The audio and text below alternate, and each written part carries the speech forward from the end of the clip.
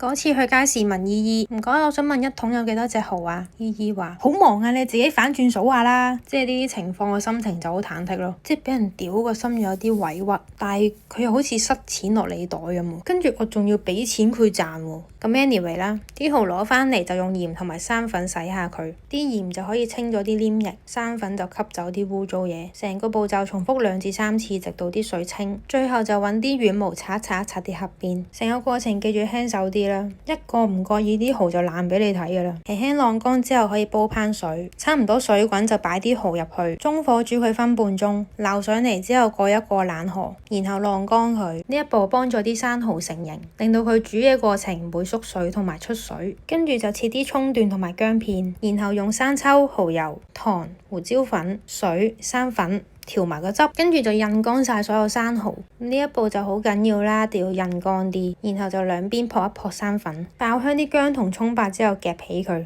擺啲生蠔落去兩邊煎香，兩面都煎到金黃色之後就可以加埋啲薑蔥入去。中意讚酒嘅可以讚酒，唔讚嘅就直接倒個汁入去，撈勻佢，冚蓋焗1分鐘，打開蓋之後兜多幾嘢就食得啦。其實冇想象中咁難煮啦，係咪先？就算係初級大人都一定煮到啊！下次見，拜拜。